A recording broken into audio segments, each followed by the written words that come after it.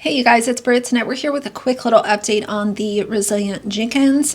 She has come back since TikTok is back up and has made a video. She does discuss moving, as she calls it, even though we know that they are currently going through the process of an eviction. But I figured let's watch this. And there's also another video that I want to share with y'all where she was really kind of exposing Drew and his lack of being present and kind of some of the issues that she had with him. I thought that was interesting, but either way, we're going to talk for a few minutes. So if you're interested, please keep watching.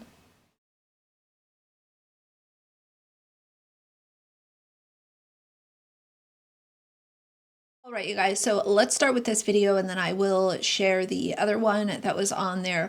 It was actually on their Reddit page, but let's start with this. It was just posted 20 minutes ago. So let's allow it to roll and then I'll continue with my thoughts. Everybody okay? I mean, is everybody good? Because I feel like I'm experiencing some whiplash from this. I was actually in the process of editing this very video when TikTok went dark on us last night, and my heart just instantly sunk. I mean, I've been on this app for over like 4 or 5 years now. For me, it actually had nothing to do with the money making on this app. It mostly had to do with all the connections I built over time. So with that, But you also said that if you went viral, Drew would agree to allow you to have as many babies as you want. So it actually was about the money and going viral. You have confirmed that numerous times. It's not about connections. It was about making sure that everybody saw your content, and everybody did see your content, and then it backfired and you want to get big mad about people looking into court documents, even though they are very public court documents, and we kind of know how the rest of it goes. incredibly happy to see it back up, and I sure hope it stays that way. So with the baby on the way and the anticipation of being able to try to move as soon as possible, we've been trying to get as many unnecessary things out of the home. Being able to move.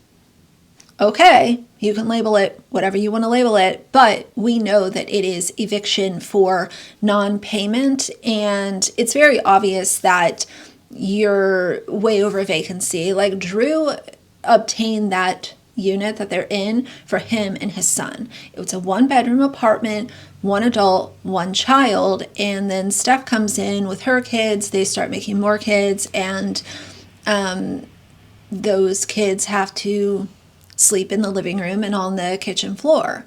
Through Bubba's old clothes to see if we could find any gender neutral clothes for 0 to 3 months. Now that's purely because I'm the type of person who's always going to try to reuse a resource if I can. This here rug was just tapped out. I tried to clean up this smoothie and then we're like, you know what, we're checking this thing. It's ugly, it's heavy, and it's really not serving any purpose because it just slides to and fro in this freaking room. I started this pot roast a little bit too late, so we had to start it for tomorrow's dinner, which I guess is tonight, but then I started meal prep for yesterday's dinner, and I always just cut the onions, peppers, get the sausage ready, and then I leave the seasoning and cooking to Drew. I've attempted to make this meal every time, and I swear it's just not the same as when he cooks it. So I tell him, like, I'll get everything prepped, but you come in here and cook. He low-key tries to show me every time how to do it too, and I'm like, no, you're seriously, there's something about it when he makes it versus me.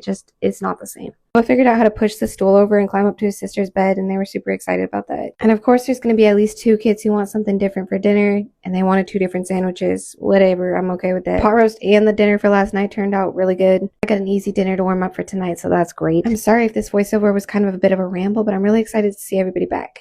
Let's also watch this TikTok where 18 hours ago she was talking about the ban. The way that some people are so, like, they refuse so much to go out and get a job.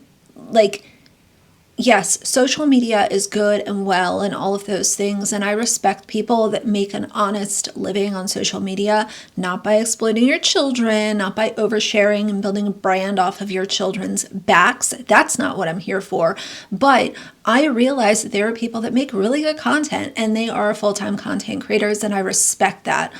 But with people like Steph and Drew, it's the laziness that comes along with it. You want to make all this money on social media. You want people to fulfill your Amazon wish list, and you don't want to utilize the money that you made on social media to do things like pay your rent or buy stuff for your children. It's just wild to me, and it's the laziness and the entitlement that bothers me with these two. So I don't want to sit here and act like I'm anti people working full-time on social media, because that's not it at all. There is a way to go about it, and then there's a way to not go about it. And I think Steph and Drew have exhibited all of the red flags as far as why they should not be full-time content creators. It's time to go on Indeed.com, get a job, and, he, bare minimum, should be working.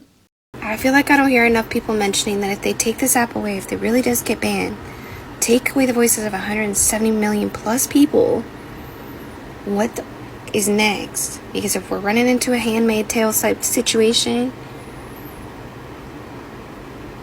are we really okay with this? Some of the comments, someone said, can't beg on here anymore.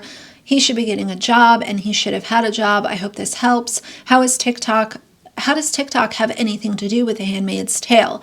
And as many kids as you want, but don't take care of them. Indeed.com, girl, what? Go on Indeed.com. You already have government housing, government health care for your children, government covered food. Ma'am, you already signed yourself up to be a handmaid. Tell Drew to put on his big boy pants and get a real job. Not you comparing the TikTok ban to The Handmaid's Tale. You and hubby have to go get a job. Getting a normal job is in Handmaid's Tale situation. Hope this helps.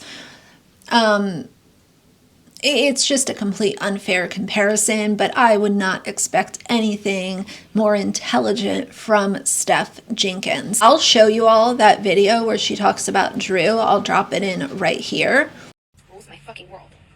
And I mean, I love my partner and I don't want to say nothing negative about him, but it wouldn't hurt him to say he has appreciation for me every now and again, to tell me that he finds me attractive, but that just seems like it's fucking vinegar on his tongue or something.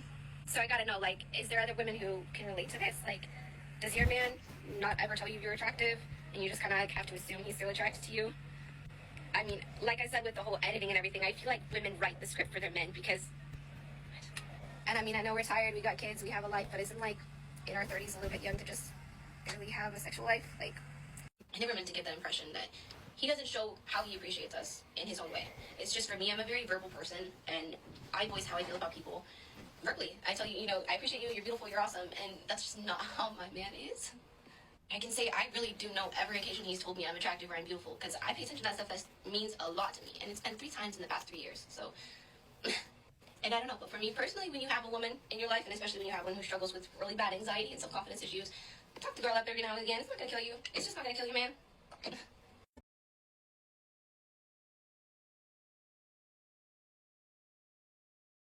God forbid Drew has to go get a full-time job to care for all of the children that he is helping to produce. She can hype him up and put him in this box of just literally a day ago, oh, thanks for being my safe space. Whatever with these two, but the level of laziness and entitlement combined is what really gets me. And the fact that these children are going to have to face all of these troubles because their parents refused to pay the rent, even though they had money to pay the rent.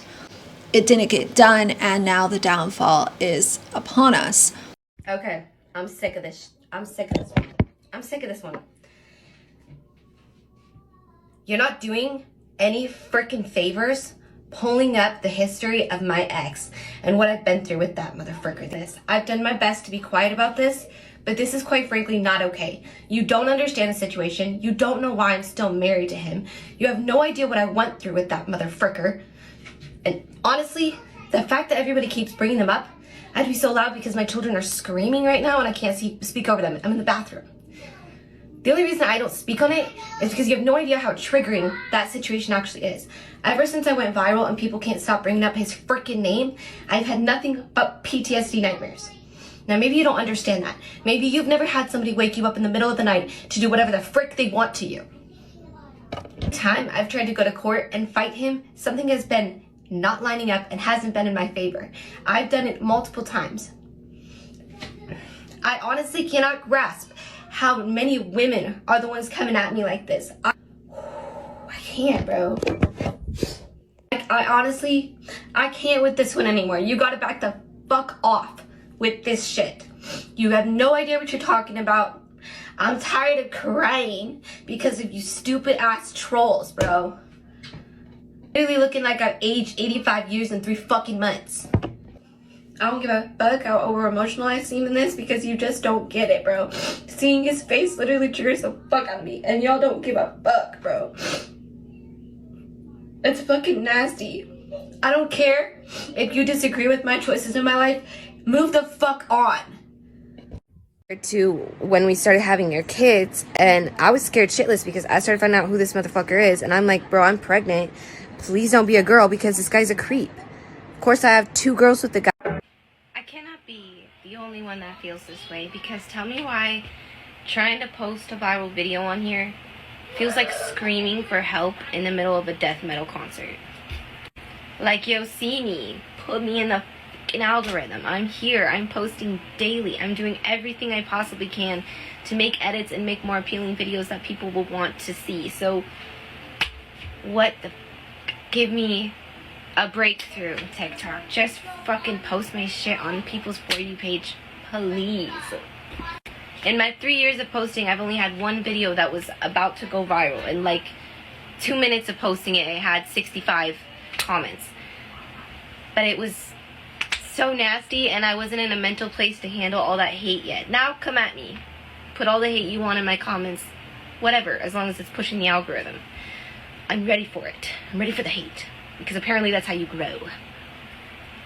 The last thing I want to say before I close out this video is that I received a comment. I'm not going to like put it on screen or anything. Y'all can go look for it. It was in a recent video where I talked about Resilient Jenkins, and the individual was very clearly upset that I was giving Steph and Drew a hard time, and basically saying that it was just not necessary, you know, don't be so hard on them, blah, blah, blah.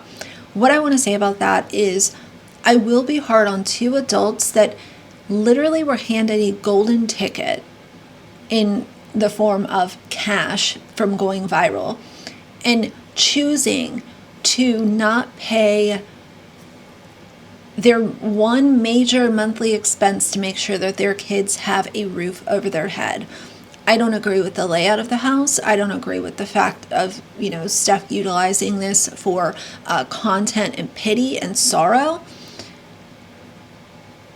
But if you are going to do that, I am going to cover you. It has nothing to do with picking on someone or making something out of nothing.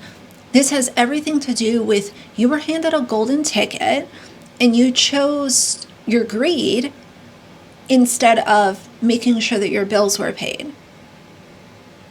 I don't feel sorry for you, so I will be covering them whenever I want to cover them. They're public. Don't put stuff on social media if you don't want people having an opinion about it.